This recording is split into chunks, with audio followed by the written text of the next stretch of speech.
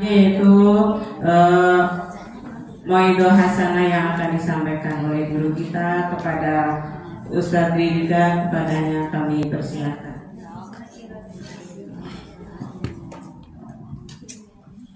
Bismillahirrahmanirrahim.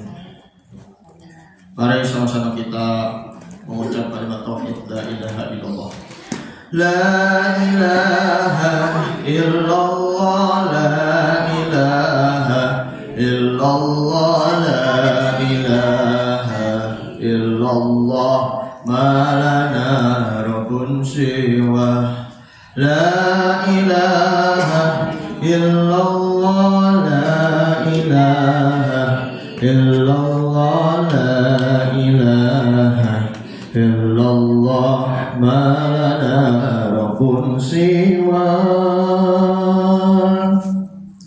Rabbuna al-hayyur raqib yaqbalul 'abdal munib, fahuwa rahmanun mujib lidu'ai wa man da'a. Rabbuna al-hayyur raqib yaqbalul 'abdal munib, fahuwa rahmanun mujib lidu'ai wa man da'a. Rabbuna al-hadil wadud fadluhu mil'ul wujud, afuhu hayyur raqib fataji dauman ridha. Rabbuna al-hadil wadud fadluhu mil'ul wujud, afuhu khairul wujudi fataji dauman ridha. Fataji dauman ridha.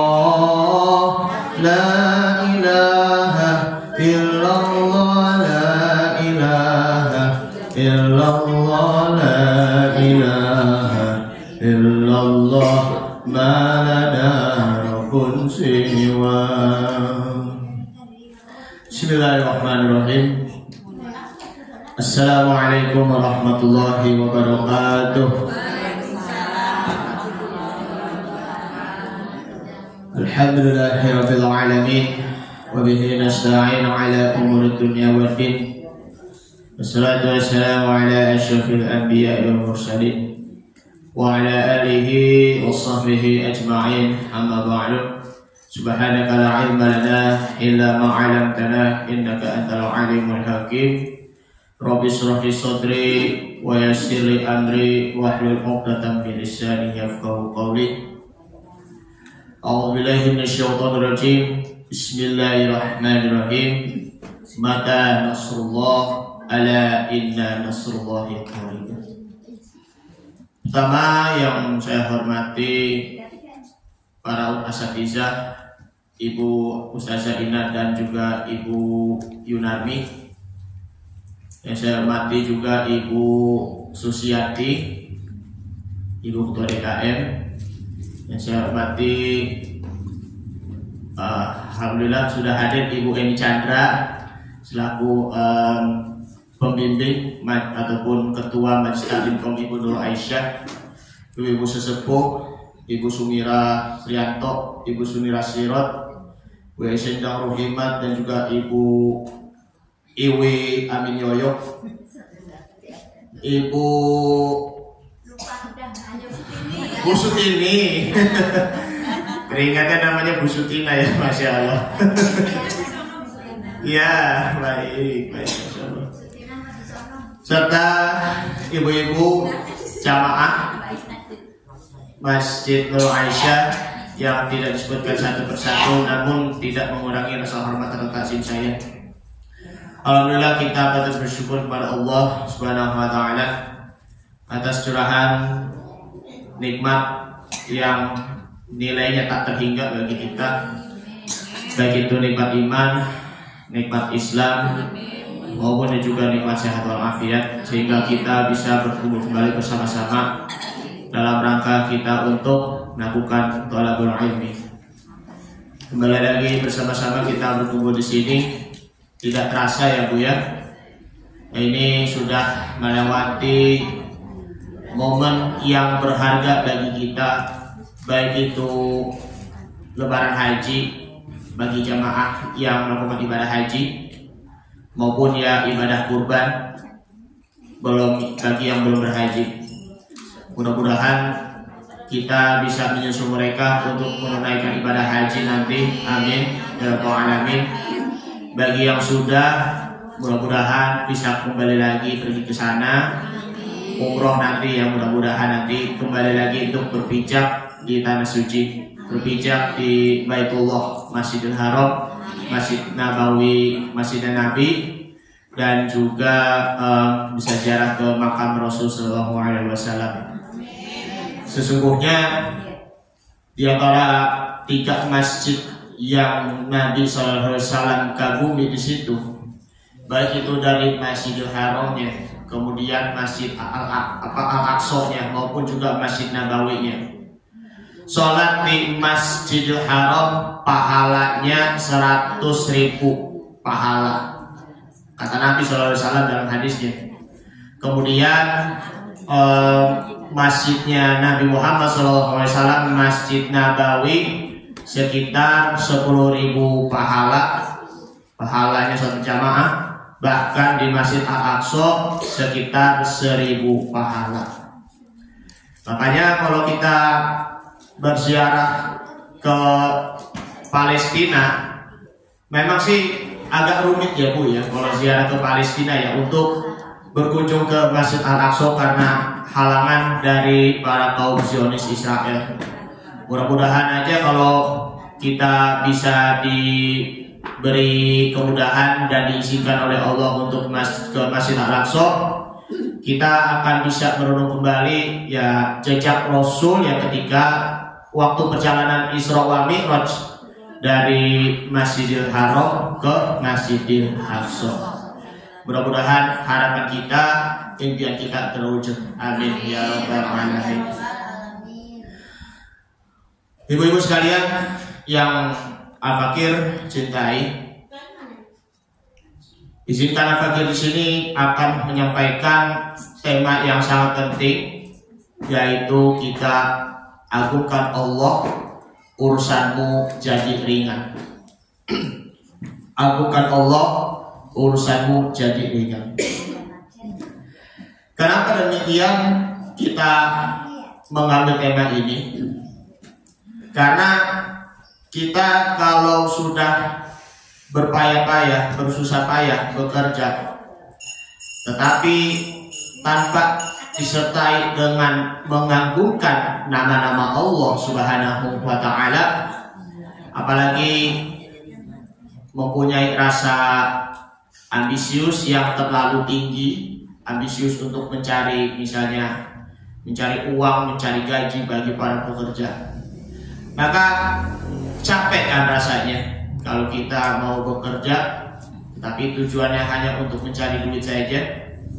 Karena itu, kalau kita bersungguh-sungguh dalam berjihad fisabilillah, baik itu dari bekerjanya, termasuk juga mengurusi dalam rumah tangganya, anak-anak, yang mendidik anak-anak, ya memang sih capek ya ibu-ibu ya. Lebih capek istri ataupun suami bekerjanya? Istri kan. Kalau istri, Masya Allah, semenjak anak masih bayi aja, kalau menangis, owe kebangun jam 1 malam, Masya Allah, karena anaknya maaf ngopol, ya kan, apalagi maaf buang air besar dan segala macam, ataupun dia juga masih butuh dengan air susu ibu. Memang anak itu kan rewel kan kadang-kadang, sampai ya suami sampai kedengarannya itu sampai keganggu terus, sampai gini, berisik amat dan suaranya begitu, ya Allah. Mestinya sih sabar dan juga ekstra sabar ketika dalam mendidik anak. Mungkin kalau mendengar suara tangisan bayi tersebut, ya karena memang harus berada di dalam dekapan ibunya, dalam pelukan ibunya. Karena di situ ya nilai dalam bekerja bagi ibu-ibu rumah tangga itu ya pasti ada nilai pahalanya yang tak terhingga. Begitupun juga suami. Suami memang rela untuk mencari nafkah untuk keluarga, mencari nafkah untuk istri, mencari nafkah untuk anak-anak. Karena sebagaimana sabda Nabi Muhammad SAW, wa man kana kharaja ala ahlihi fahuwa fi sabilillah. Barang siapa yang ingin bekerja, ingin mencari nafkah untuk menafkahi keluarganya, maka itu berada di jalannya Allah Subhanahu wa ta'ala. Kita memang sudah bertahun-tahun, sudah berhari-hari, berbulan-bulan mengurusin anak. Tinggal nanti bagaimana caranya kita menyikapinya itu dengan sabar. Karena tuh ibu tuh sebenarnya bukan mengajarkan kepada anaknya, tetapi anak pun yang mengajarkan kepada ibunya maupun juga anaknya. Terima kasih ya anakku, engkau telah mengajariku bagaimana menjadi ibu yang sabar. Thank you for teaching me. Terima kasih telah mengajariku. Nah, terima kasih engkau telah mengajariku bagaimana menjadi ibu yang ikhlas. Nah, seperti itu.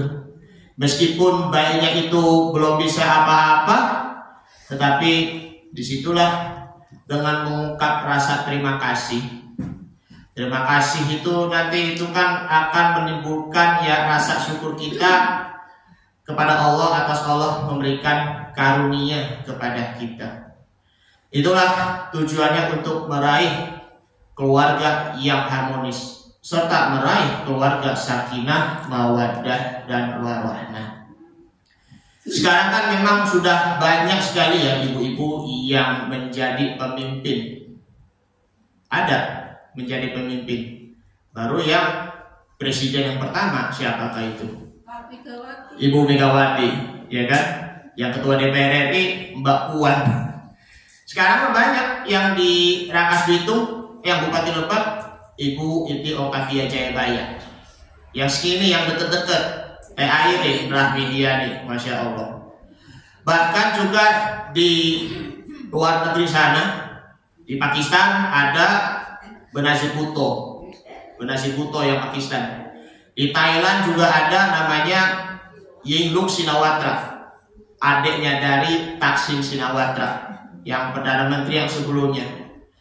Terus yang Singapura, Siti Halimah Yaakob, perempuan pertama menjadi presiden di Singapura. Bahkan di TNI maupun Polri pun juga ada yang menjadi seorang jenderal. Ada yang pangkat yang brigjen, ada yang juga pangkat yang mayor jenderal, ataupun yang di polisinya inspektur jenderal ataupun irjen. Itu betapa luar biasa sekali ya seorang ibu, seorang wanita yang tidak mau kalah dengan laki-laki. Seperti contohnya ya, kemarin yang Al-Fakir sampaikan di situ, ya seperti Siti Asiyah, istrinya Fir'aun. Karena walaupun Siti Asiyah dizolimi oleh suaminya sendiri, yaitu Fir'aun, tetapi beliau juga mempunyai kekuatan dan juga mempunyai kemauan keras untuk bertakarub kepada Allah Subhanahu wa ta'ala. Siti Khadijah pun juga sama. Lalu juga Siti Aisyah radhiyallahu anha. Beliau juga saksi dalam kehidupan Nabi Muhammad SAW, bahkan sekalipun sudah menghafalkan hadis sekitaran kurang lebih 500 ataupun 1000 hadis. Siti Aisyah, Masya Allah. An Aisyah radhiyallahu anha qalat qala Rasulullah sallallahu alaihi wasallam, hakada, seperti itu. Ada nanti setiap di dalam sanad jalur periwayatan hadis, di situ banyak juga ada yang namanya Siti Aisyah. Karena Siti Aisyah di situ merupakan juga wanita pertama dalam meriwayatkan hadis, bahkan sebagai muhadis di kalangan sahabat. Ada juga di kalangan para tabi'in yang bernama Zainab binti Qasim, muhadisah juga, ahli hadis. Beliau juga mendapat hadis dari gurunya, yaitu dari Al-Fakhru Al-Jarrud.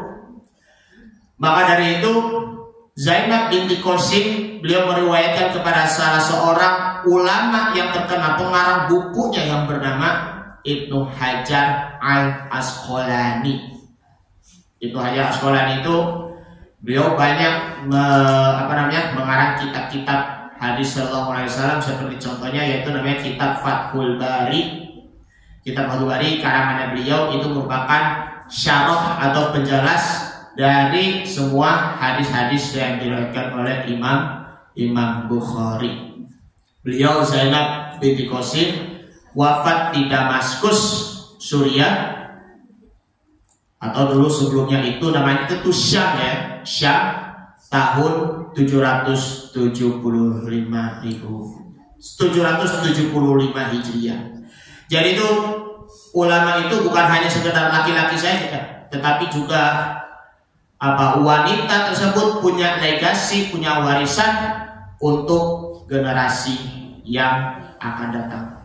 Yang bermulanya dari yaitu Al-Ummu Madrasatul Lil Aulad ya, Al-Ummu Madrasatul Lil Aulad. Ibu itu merupakan madrasah pertama bagi anak-anak. Maka nanti akan terus berkembang nanti menjadi seorang ulama, bahkan lebih mantapnya lagi menjadi seorang hafizah atau penghafal Al-Quran.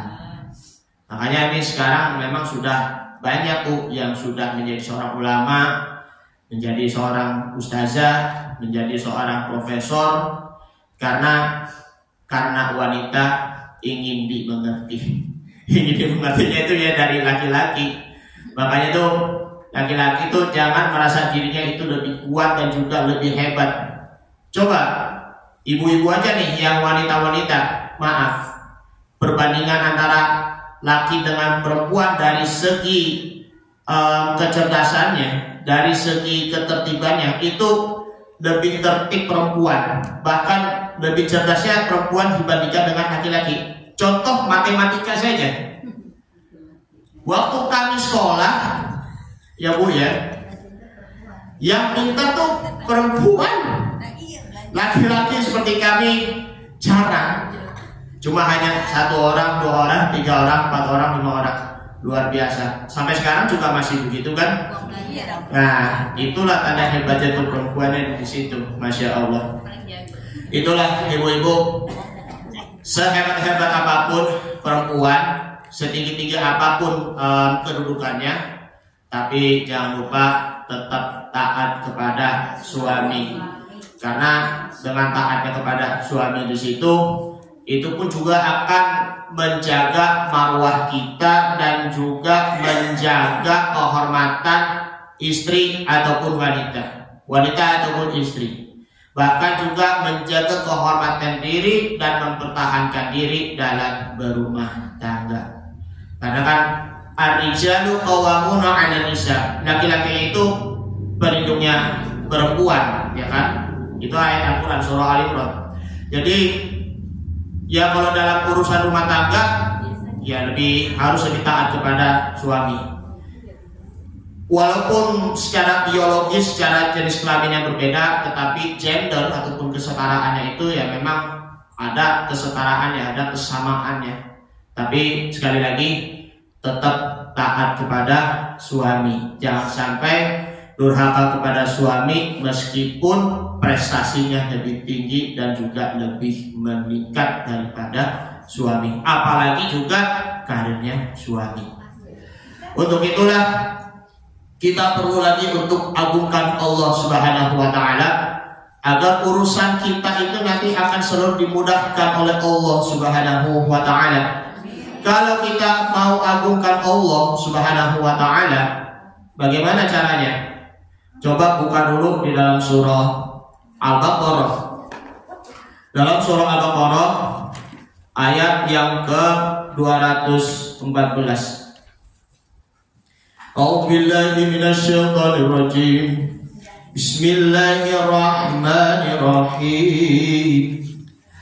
Am hasibtum an tadkhulul jannata walamma ya'tikum masalul ladzina khalau min qablikum massathumul ba'sa wad-dharra'u wa zulzilu hatta yaqulur rasulu walladzina amanu ma'ahu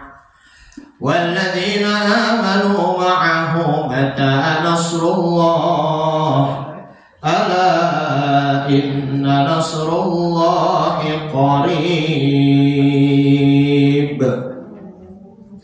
Ya, artinya, ataukah kamu mengira bahwa kamu akan masuk surga padahal belum datang kepadamu cobaan seperti yang dialami orang-orang terdahulu sebelum kamu. Mereka ditimpa kemelaratan, penderitaan, dan diguncang dengan berbagai cobaan, sehingga Rasul dan orang-orang yang beriman bersamanya berkata, maka Nasrullah, kapankah pertolongan itu datang? Pertolongan Allah itu datang kapan? Ingatlah, ala inna nasrullahi qarib, sesungguhnya pertolongan Allah itu dekat. Sebenarnya kita renungkan kembali masalah kita. Masalah yang ibu-ibu yang pernah ngalamin, ya biasanya terletak kepada suaminya, karena suaminya orangnya kasar, ya kan, kadangnya suka orangnya galak, keras sikapnya, masya Allah.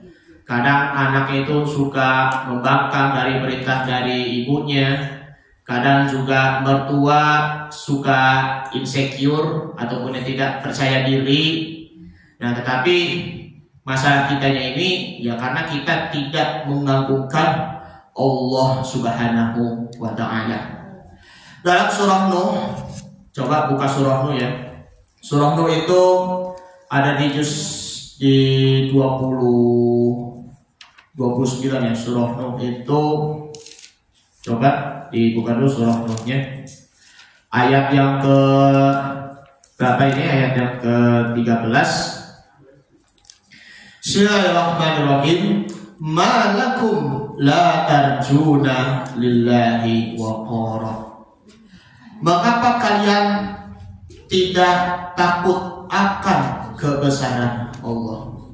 Ibnu Abbas mengatakan di dalam tafsir atau bari bahwa mengapa kalian tidak mengagungkan Allah sebenar-benarnya pengagungan.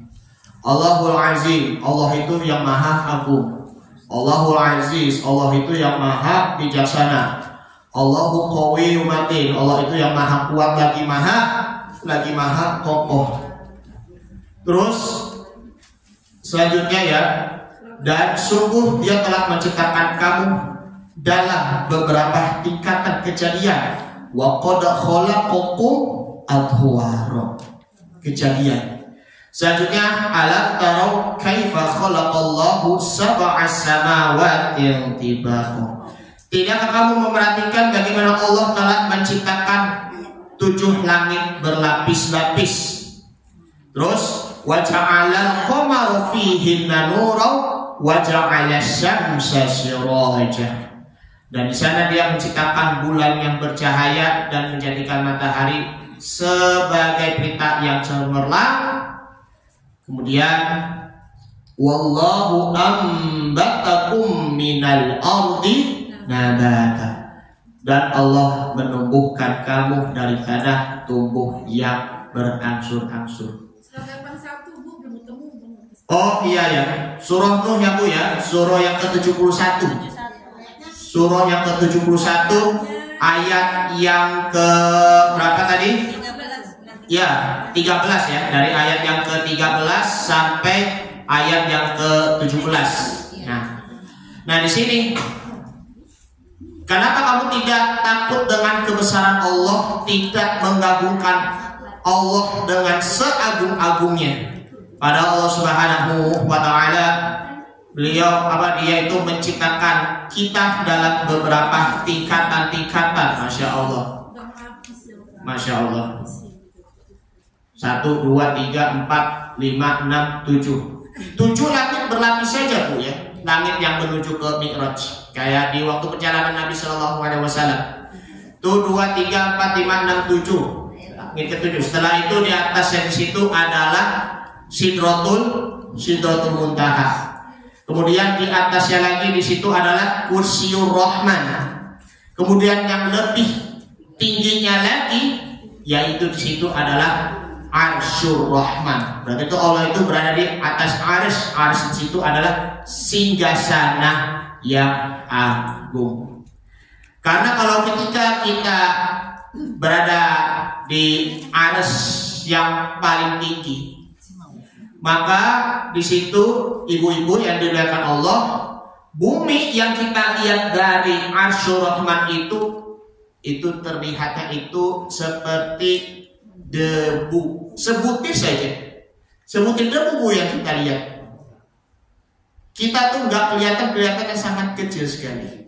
Bahkan kita berada di atas ya lagi di pesawat saja, ketinggiannya entah itu 5.000 kaki, 6.000 kaki. Maka nanti kalau kita lihat dari atas bumi ya, itu kelihatan tuh kosong. Terlihatnya itu sangat kosong, tidak ada apa-apa.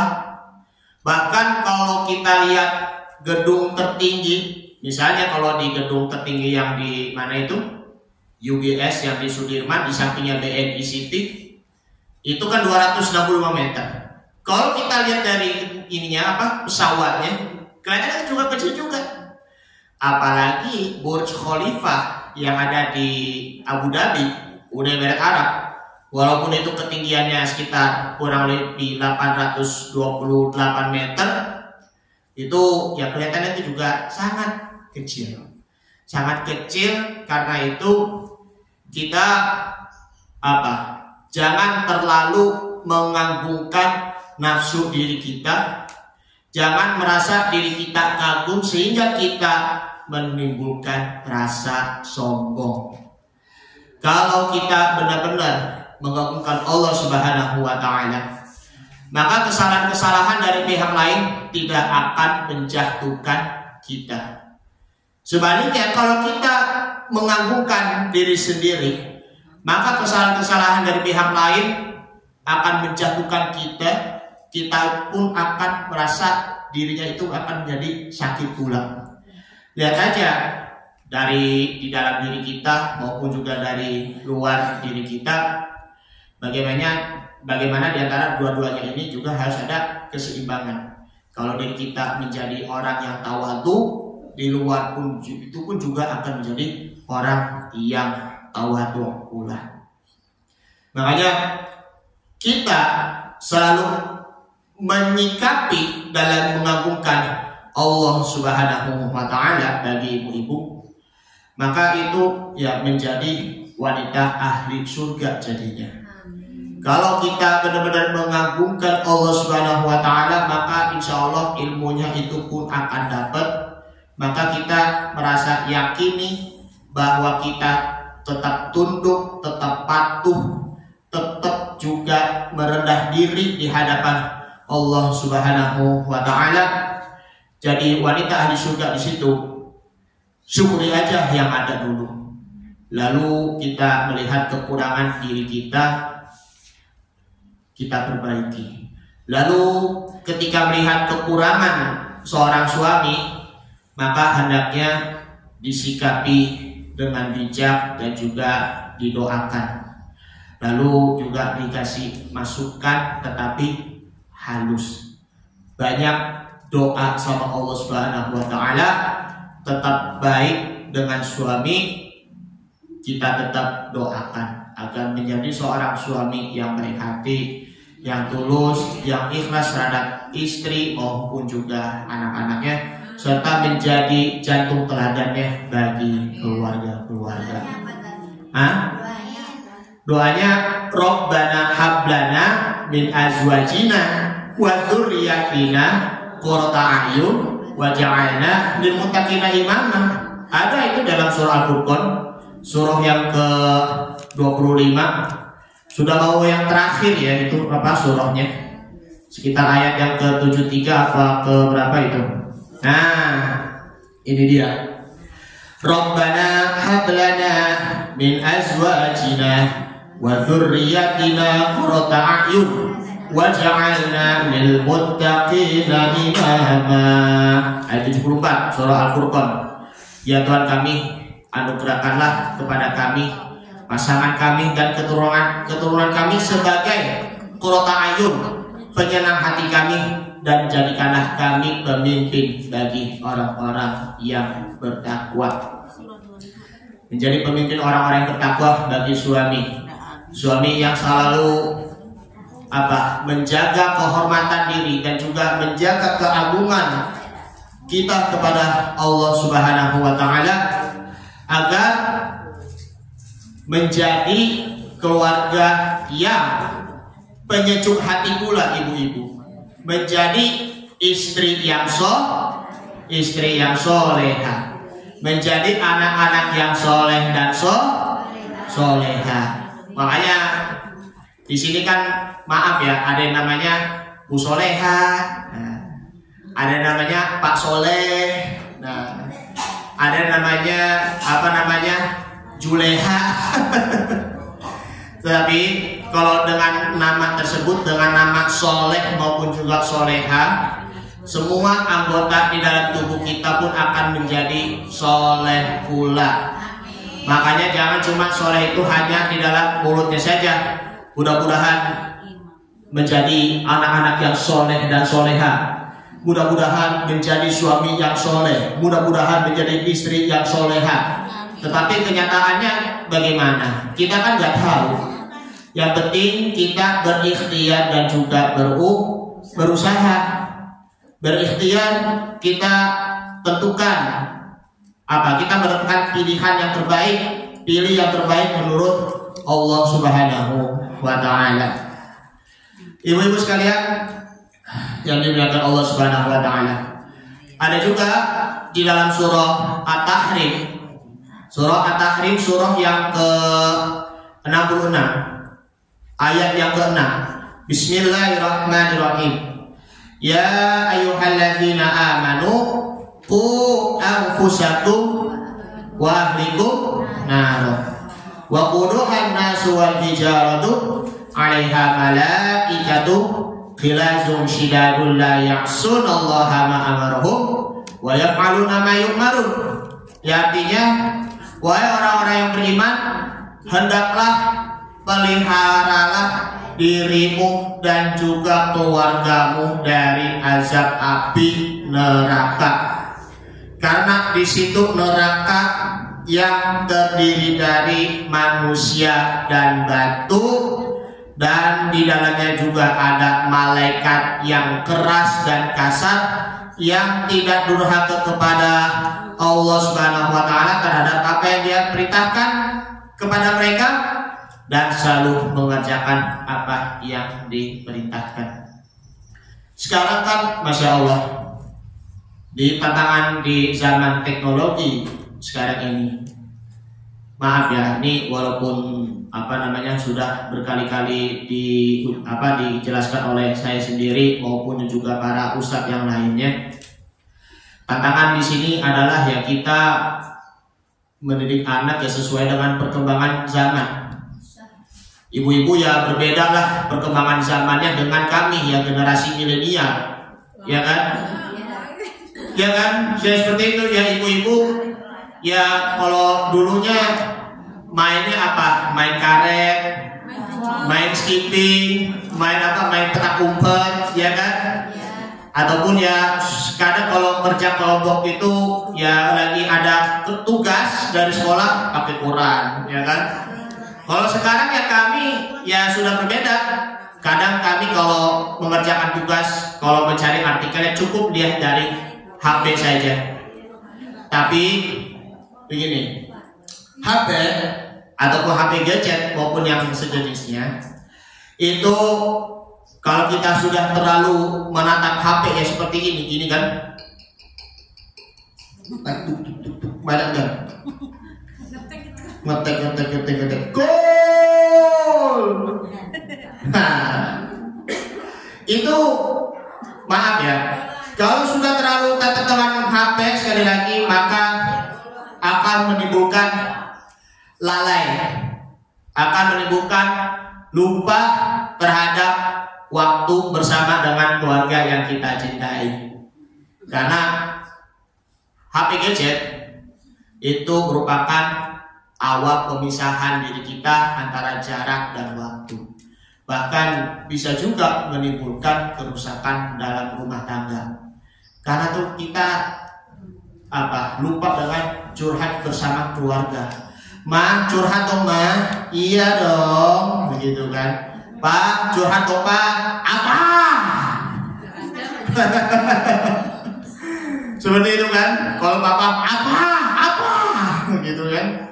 Makanya, masya Allah, tantangan kita ya bagi ibu-ibu kalau terhadap anak-anak yang sudah terlalu tergantung dengan main gadget, cobalah mendidik ya dengan pelan-pelan.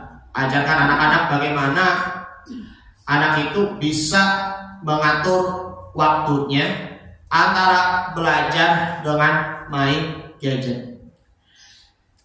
Karena tuh khawatirnya kalau sudah waktunya lewat, batas waktunya main gadget, nanti dia lupa sholat, dia lupa belajar. Ya, kalau anak-anak, kalau yang bagi istri, lupa masak buat keluarganya, lupa bikin kopi buat suami, ya kan? Yang suaminya lupa lupa sama istri, lupa ingin membelai istri, ingin mengasihani istri dengan tulus dan juga kasih sayang. Ya Allah. Karena tuh HP dapat membuat diri kita lalai, lupa, dan juga dapat menjadi diri kita rugi di dunia dan juga di akhirat. Terlalu tergantung, terlalu candu dengan main HP, maka nanti otaknya menurut para peneliti akan menjadi konslet maksudnya. Konslet ya, bukan kloset.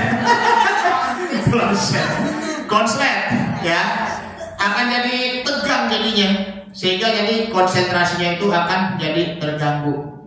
Jadi mulai dari ibu-ibu, mulai dari kita atur diri kita dulu antara main HP maupun juga luangkan waktu dengan keluarga. Begitu juga dengan suami maupun juga anak-anak. Nah, kalau kita gak punya HP, kalau sekarang stres, ya kan? Kalau kita dulu kalau nggak punya HP, hidupnya biasa-biasa aja, tanpa sentuh HP, tapi kita lebih bagusnya baca buku, baca koran, itu lebih mantap lagi dan juga akan membawa diri kita kepada kesuksesan. Sekarang kan memang sudah serba zaman canggih, teknologinya itu artikel sudah masuk ke mana? Ke HP, ya kan? Cuman mohon maaf, kalau kita terlalu lihat HP di sini, baca koran, entah itu koran apa kek, majalah apa kek, maka matanya itu pun akan menjadi sakit pula. Sekarang kan nggak ada koran kan? Iya. Maka pertanyaannya begini. Beberapa waktu yang lalu di sekolah saya, tempat saya ngajar, sempat juga baca koran. Maka pertanyaannya, kapan terakhir Anda baca koran? Bayangkan, kapan terakhir Anda baca koran? Sudah lama. Berapa tahun? 2 tahun, 3 tahun. Saya baru kemarin bulan Mei. Saya mah nanti kalau kita ada koran-koran, mending kita sempetin baca koran supaya nanti anak yang di zaman sekarang, generasi milenial, tidak terlalu tatap HP tapi juga mengenal media cetak. Ya, mengenal media cetak itu pun lebih penting juga ibu-ibu. Ya, mengenal buku pun juga sama. Karena segala sesuatu pun, bagaimanapun secanggih-canggih teknologinya, ya kita kembali lagi ke sesuatu yang manual. Jadi mengenal buku, mengenal media cetak maupun juga majalah, agar nanti anak pun juga bisa lebih giat lagi untuk lebih giat membaca koran dibandingkan dengan membaca koran yang ada di HP. Itu ya urusan duniawi. Bahkan juga kembali lagi untuk mengenal Nabi Shallallahu Alaihi Wasallam, kembali lagi untuk mengenal Al-Quran, kembali lagi untuk bermakrifat, bertakarub kepada Allah Subhanahu Wa Taala, kembali lagi untuk melakukan hijratul qalbi, hijrah yang ada di dalam hati, kembali lagi juga mengenal hewan, tumbuhan, segala macam, flora dan fauna dan lain sebagainya. Semakin kita mengagungkan Allah, maka semakin kita mudah untuk mengenal Allah, maka Allah Ta'ala akan lebih mengenal kita juga. Istri pun juga sama, semakin mengagungkan Allah, semakin bermakrifat mengenal Allah, maka Allah Ta'ala akan lebih mudah mengingat kita dan juga mengenal kita. Fadkuruni yadkurkum washkuruli wala takfurun. Ingatlah aku, maka niscaya aku akan ingat kepadamu, dan bersyukurlah kepadaku, maka niscaya engkau tidak boleh lupa terhadap nikmatku, nikmatnya Allah Subhanahu Wa Ta'ala. Kenali anak ibadah haji. Nah, itu dia. Minimal rukun saja, mulai dari misalnya dari niat ihram, niat melakukan tawaf, kemudian juga sa'i, kemudian juga wukuf, ya kan, di padang Arafah pada tanggal 9 Zulhijjah, dan yang kelima di situ adalah tahallul, rukun ibadah haji yang terakhir. Nah, lempar jumroh juga, ya, lempar jumroh itu juga penting sekali. Kenapa demikian? Supaya anak tuh juga mengenal jasanya dari Nabi Ibrahim alaihi salam. Karena syariat ibadah haji di situ itu merupakan berasal dari Nabi Ibrahim alaihi salam. Begitupun juga khitannya, maupun juga sunatannya, maupun juga kurbannya.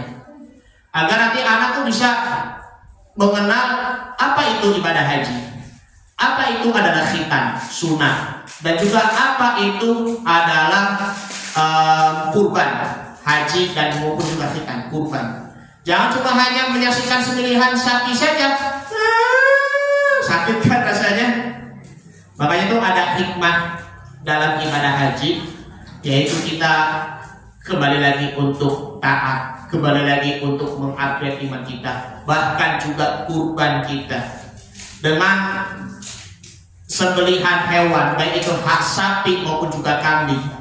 Itu pun juga ada hikmahnya. Hilang sifat kebakhilannya, hilang sifat kesombongannya, hilang sifat amarahnya, dan juga hilang sifat kelalaiannya. Itu kurban, Masya Allah. Apalagi khitan, ya ibu-ibu, dengan adanya khitan, supaya alat kelaminnya itu akan menjadi suci kembali dan menjadi anak-anak yang soleh. Masya Allah. Jadi itulah perlunya kita mengingat 8 tanda orang makrifat, supaya kita dapat bersungguh-sungguh mengagungkan Allah, agar dunia akan mengikuti kita, agar urusan kita pun akan menjadi ringan, selalu diberi kelancaran, dan juga selalu diberi kemudahan, selalu juga ada solusi-solusinya. Dalam kitab Tafsirul Ibad karangan dari Syekh Nawawi Al-Bantani, bahwa an Utsman radhiyallahu anhu annahu qala alamatul arifina samaniyatun asya'a qalbuhu ayil arif. Nah, dari Utsman, semoga Allah meridhoinya, ia berkata, tanda-tanda orang yang bermakrifat di situ adalah yang pertama, ma'al khaufi war rajai, hatinya penuh rasa takut tapi penuh harapan. Takut anak-anak kita menjadi anak yang durhaka. Takut suami kita menjadi suami yang keras bagi istri. Takut suami kita melakukan dayuts namanya, Dari situ membiarkan istri itu melakukan selingkuh. Naudzubillah, subhanallah. Takut juga rumah tangga itu akan menjadi perantakan. Takut juga rumah kita seakan-akan seperti neraka. Tapi dengan penuh harapan, suami yang baik hati, yang soleh, yang berilmu lebih bagus lagi. Anak-anak yang soleh dan soleha yang lebih mantap lagi, yang lebih taat pada orang tua, yang birrul walidaini ihsanan, penuh harapan. Maka harapannya baik di jannati, ya rumahku surgaku dunia, maupun rumahku surgaku di akhirat kelak nantinya. Di akhirat kelak, membangun baik di jannati di dunia, kalau kita pertahankan terus sakinah mawaddah warahmahnya, maka nanti akan abadi sampai ke surga nanti insya Allah.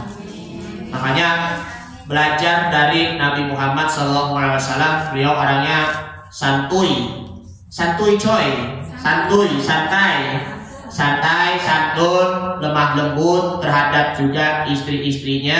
Makanya pernah dengar kan yang lagunya yang Aisyah romantisnya cintamu pada Nabi, seperti itu kan. Makanya tuh Aisyah tuh walaupun dia ngambek, tapi Nabi Muhammad SAW tidak menyikapinya itu ya dengan bak pula, sabar dan juga santun, bahkan juga mencubit pipi kemerahannya Siti Aisyah, bukan? Makanya tuh Aisyah itu ya julukannya itu kan sebagai Humairah pula, ya. Bahkan juga Siti Khadijah, beliau adalah orang yang mendukung dakwahnya Nabi Muhammad SAW. Ketika Siti Khadijah binti Khuwailid meninggal, Nabi Muhammad sedih, menangis, ya kan, kehilangan sosok yang dicintai, sosok yang selalu mensupport dakwahnya Nabi ke jalannya Allah Subhanahu wa Ta'ala. Itulah orang pertama ya di zaman Nabi Muhammad SAW yang mensupport dakwahnya Nabi sampai beliau wafat, ya kan. Walaupun Siti Khadijah sudah lebih dulu wafatnya dari Nabi, tetapi Nabi Muhammad tetap melanjutkan dakwahnya sehingga umat-umatnya masuk Islam. Subhanallah, alhamdulillah. Belajarlah dari Siti Aisyah, belajar dari Siti Khadijah. Yang kedua, yaitu kita melakukan roja ataupun yang pengharapan, berpangkal pada pengenalan hati terhadap warroja ya. Nah di situ ya kita memang roja, berharap. Tapi kalau dengan harapan situ gak ada usahanya kan, gak ada kerja kerasnya. Makanya tuh ya hati-hati juga, itu namanya tuh tandanya tuh adalah mengkhayal juga, berandai-andai. Kita mohon maaf ya, kadang suka lalai dengan diri kita sendiri karena terlalu banyak berangan-angan, terlalu banyak menghayal. Contohnya misalnya, aku pengen banget dinikahin oleh suami yang kaya raya, ya kan? Aku pengen banget menikahi dengan wanita yang kaya raya, banyak hartanya, banyak mobilnya, banyak harta yang berupa emas kek, berupa perak kek, berupa perunggu kek, masya Allah. Nah itu merupakan ya harapan yang tidak ada kerja kerasnya, harapan yang tidak disertai dengan pengamalan ya kan. Makanya tuh semoga angan-angannya dan cita-citanya dapat tercapai. Good luck sister, good luck mom, semangat sukses seperti itu kan. Karena itu jangan terlalu banyak berangan-angan lah. Berangan-angan ingin kejar jabatan, ingin mencari pujian dari masyarakat, ingin mencari mencari bentuk penghormatan, mencari karomah dari manusia, begitu. Hati-hati, itu semuanya akan menimbulkan riya, sesuatu yang merupakan syirik kecil yang dapat menghapus keikhlasan diri kita. Kadang mohon maaf ya, kita terlalu banyak menghayal juga, gak terlalu banyak berangan-angan. Makanya tuh yang memang jalani hidup tuh sesuai dengan realita. Susah gak jalani hidup sesuai dengan realita? Susah kan? Makanya bagaimanapun jalani hidup realita dan juga tetap minta kepada Allah Subhanahu wa Ta'ala agar ya kita mempunyai harapannya itu ya tidak terbengkalai. Harapan kita satu aja, masuk surga. Cita-cita hanya satu saja, masuk surga. Terus apa? Lebih-lebihnya lagi cita-cita yaitu masuk surga bersama keluarganya. Masya Allah. Masuk surga bersama keluarganya itu ya pasti dapat menjadikan kita membentengi diri kita dan juga keluarga kita, memelihara diri dari azabnya api neraka, dan tetap untuk meraih pahalanya surga. Yang ketiga yaitu kita luasnya rahmat Allah Subhanahu wa Ta'ala, maha agung anugerahnya dan indah janjinya. Manusia itu tidak butuh dengan Allah, tetapi Allah membutuhkan kita. Kebalik ya? Allah, manusia itu butuh Allah, ya kan? Manusia itu butuh Allah. Allah itu tidak butuh dengan kita, ya kan? Memang sih sebenarnya tuh yang kita dirindukan di situ yaitu hanya itu Allah. Allah rindu dengan kita karena kita di situ di bumi. Nanti kita akan masuk ke surganya nanti. Masya Allah. Jangan sampai jalannya itu kesasar. Jangan sampai kita jalannya itu kita nggak tahu sampai ke jalan buntu, tapi ujung-ujungnya masuk ke neraka. Makanya ada dalam sabda Nabi Shallallahu Alaihi Wasallam, hadis riwayat At-Tabrani, bahwa majtama'ar raja'u wal khawfu fi qalbi mu'minin illa a'tahu Allahu raja'a wa amanahu minal khawfi. Tidak bersatu antara harapan dan rasa takut dalam hati seorang mukmin. Harapan ada, rasa takut ada, melainkan Allah yang maha mulia dan maha agung mengaruniai apa yang diharapkan dan mengamankannya dari ketakutan. Kemudian yang keempat, walisanuhu ma'al hamdi wassana'i 'ala Allah Ta'ala. Lisannya selalu memuji Allah Subhanahu wa Ta'ala. Wa 'ainahu ma'al haya'i wal bukai.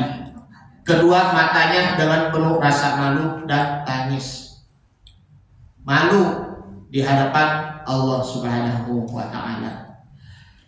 Lebih malu di hadapan manusia atau lebih malu di hadapan Allah? Lebih malu di hadapan Allah. Malu ibu-ibu berdandan di hadapan lelaki yang bukan mahramnya, ya kan? Malu laki-laki ataupun suami yang berpenampilan ganteng di hadapan dengan perempuan yang non mahram. Ih, kamu ganteng banget sih, gitu kan? Ih, kamu turunnya gemes. Ya. Masya Allah. Ataupun yang sebaliknya perempuan, you look so beautiful, my girlfriend. Kamu orangnya cantik sekali, pacarku ini cantik, gemes banget ya kamu. OMG, hello. Masya Allah. Nah, makanya tuh jangan membandingkan juga ya, supaya tuh hati-hati. Jangan sampai terjadi perselingkuhan, ya, membandingkan antara kecantikan istri maupun kecantikan cewek yang lain, ya kan? Itu bagi suami ya, ini tantangan ya ibu-ibu. Tanya aja sama suami, Pak, ataupun sayang, menurut kamu lebih cantik aku atau lebih cantik dia? Nah, kan itu seperti itu. Nanti kalau ini bisa berjawab dengan jujur, lebih cantik kamu lah, wahai istriku, kau adalah yang setia, ya. Nah, makanya jangan sampai terjadi pilih dia atau aku, ya kan? Ataupun yang sebaliknya, bagi bagi yang suami, yang menurut kamu lebih ganteng saya ataupun dia? Nah, itu. Ini pertanyaan ini supaya menjadi jujur, ya. Masya Allah. Karena ini supaya untuk mencegah dari perselingkuhan dari segi kecantikan dan juga ketampanan. Malu selingkuh, ya kan? Malu anak-anak tidak sholat. Malu anak-anaknya itu tidak pernah ngaji karena disebabkan karena orang tuanya tidak pernah mendidik anak dengan akhlakul karimah, tidak pernah menanamkan tauhid keesaan Allah kepada anaknya. Waspadalah. Naudzubillah. Dan juga tangis. Ya Allah, kenapa anakku jadi seperti ini? Ya Allah, kenapa suami aku jadi seperti ini? Ya Allah. Ya kan? Jadikanlah suamiku menjadi suami yang santun kepada istri. Jadikanlah anak-anakku menjadi anak yang selalu taat, selalu juga menuruti nasihat-nasihatku maupun juga dari suamiku. Dan jadikanlah anak-anakku yang menjadi anak yang berguna bagi nusa, bangsa dan agama. Kemudian yang keenam yaitu yang kelima sudah tadi. 5 tadi sudah. Walisanuhu ma'al hamdi wasana'i wa ainahu ma'al haya'i wal bukai, ya. Tadi 4-nya lisannya lalu memuji kepada Allah. Yang kelima kedua matanya dengan penuh rasa malu dan juga tangis. Nah, kemudian yang keenam sekarang ma'at tarki waridho, kehendaknya disertai dengan tidak berkehendaknya sendiri, yaitu ai ma'at tarki iradati nafsihi wa ma'ar ridho la iradatihi ta'ala li nafsil arifi fal arifu muradun la maridi. Maksudnya menjadi arif yaitu dirinya tahu bahwa dikehendaki oleh sang pencipta, bukan menghendaki atau maunya sendiri. Tantangan kita ya Bu ya, jangan menuruti kemauan diri kita sendiri, karena belum tentu diri kita itu benar. Jangan merasa dirinya kita itu menjadi benar, karena belum tentu kita menjadi benar. Yang benar hanyalah siapa? Yang benar hanyalah Allah. Yang salah dari siapa? Dari diri kita. Makanya sering kan kalau dalam penutup tausiah ataupun kutub, demikian apa yang disampaikan dari saya. Mohon maaf bila ada kata-kata yang salah dari saya. Yang benar hanya dari Allah, yang salah dari saya sendiri. Makanya itu ini juga merupakan menunjukkan kekurangan diri pribadi, ya, supaya bisa audiensnya maupun juga jamaahnya bisa menerima kekurangannya. Masya Allah. Karena kan manusia di situ kan dari kata insan, artinya di situ adalah lupa. Kemudian yakni didzalika tarkud dunia, yaitu senang meninggalkan segala hal keduniawian dalam hal glamor ataupun kemewahan, maupun juga pakaiannya, maupun ya juga kemegahan dari segi pakaian maupun juga makanan maupun juga minuman, hartanya pun juga demikian. Setelah itu yang terakhir wa talabur ridho mawallahu, mencari keridhaan Tuhannya, mencari keridhaannya Allah Subhanahu wa ta'ala. Aku jauh, engkau jauh, aku dekat, engkau dekat, hati tak akan pamit. Lupa dah namanya tuh. Oh ya, hati adalah cermin, tempat pahala dan dosa bertaruh. Masya Allah.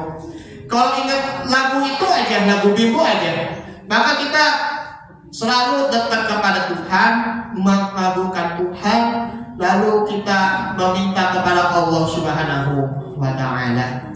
Kapanpun dan dimanapun, ingatlah Allah Subhanahu wa ta'ala. Tugas apapun sebagai seorang istri maupun juga seorang suami, ingat kepada Allah Subhanahu wa ta'ala, hindari dari berbagai macam godaan-godaan setan. Lindungi diri kita dan juga keluarga kita dari azab api neraka. Lindungi anak-anak kita dari azab api neraka pula. Berakhlakul karimalah dari diri kita sehingga melahirkan suami maupun anak-anak berakhlakul karimah seperti akhlaknya Rasulullah SAW, karena bisa ikutin akhlaknya Rasulullah SAW itu adalah Al-Quran. Kembali lagi untuk bertauhid lagi, mengucap kalimat La ilaha illallah Muhammadur Rasulullah malana rabbun siwa. Tiada Tuhan lain selain Allah Subhanahu wa ta'ala. Baik, demikian apa yang disampaikan dari Al-Fakir. Mohon maaf. Sudah mau ini ya, mau asar ya, dan jam 2:30. Baik, demikian apa yang disampaikan. Ada yang mau ini ya, bagi-bagi ya. Masya Allah, tabarakallah. Masya Allah, semoga berkah ya dengan bagi-baginya. Masya Allah. Ini dibawa dimanapun ya botol minumannya.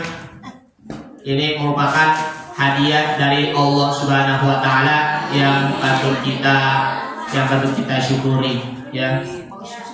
Makanya jangan sia-siakanlah diri kita.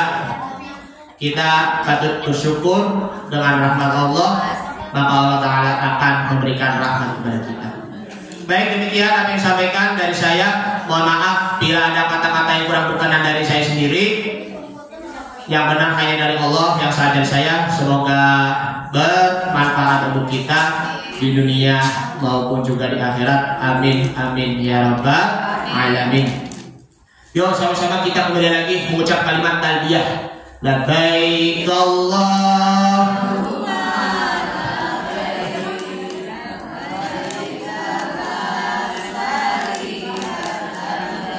Innal hamda wa ni'mata syarika la innal hamda wa mulka la syarika la labbaik Allahumma labbaik labbaik la syarika lak labbaik innal hamda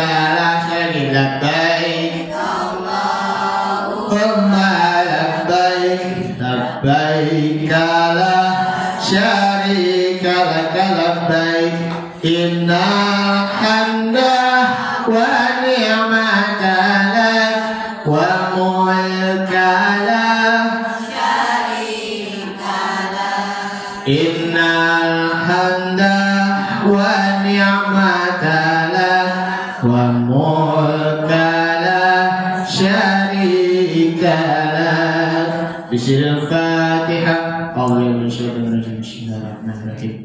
Rabbil alamin arrahmanirrahim maliki yaumiddin. Iyyaka na'budu wa iyyaka nasta'in ihdinas siratal mustaqim siratal ladzina an'amta 'alaihim ghairil Bismillahirrahmanirrahim. Alhamdulillahi rabbil alamin. Hamdan syakirin hamdan na'imin hamdan yafi ni'amahu yukafi mazidah. Ya Rabbana alhamdu wa lakal syukru kama yanbaghi li jalali wajhikal karim wa 'azimi sultanik. Allahumma shalli ala sayyidina Muhammad, Allahumma shalli alaihi wasallim. Ya Allah, jadikan keluarga kami menjadi keluarga sakinah mawaddah warahmah.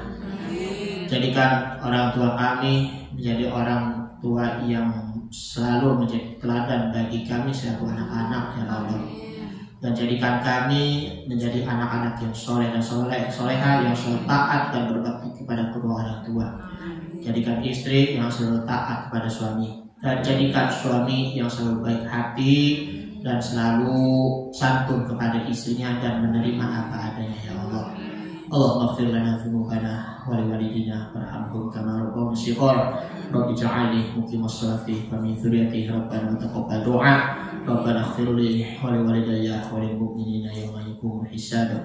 Hasbunallahu wa ni'mal wakeel, ni'mal maula wa ni'man nasir.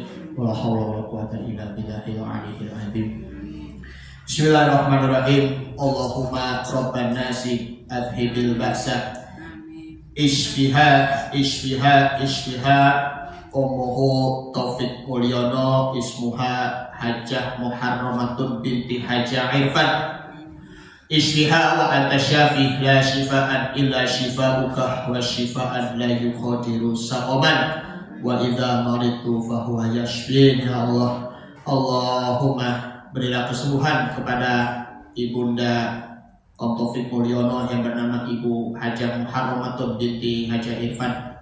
Berilah kesembuhan dan kesehatan kembali kepada beliau, agar beliau kembali lagi untuk menjalankan ibadah kepadamu ketika ibadah sholat dalam keadaan sehat selalu ya Allah.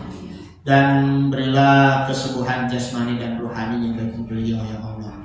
Rabbana ighfir lana wa li ikhwanina alladziina sabaquna bil iman wa la taj'al fi qulubina ghillan lil ladzina amanu rabbana innaka ra'ufur rahim. Rabbana atina fid dunya hasanah wa fil akhirati hasanah wa qina adzabannar. Sallallahu alaihi wasallam Muhammadin wa ala alihi wasallam tasliman katsiran. Walhamdulillahirabbil alamin. Demikian, assalamualaikum warahmatullahi wabarakatuh. Mantap surata.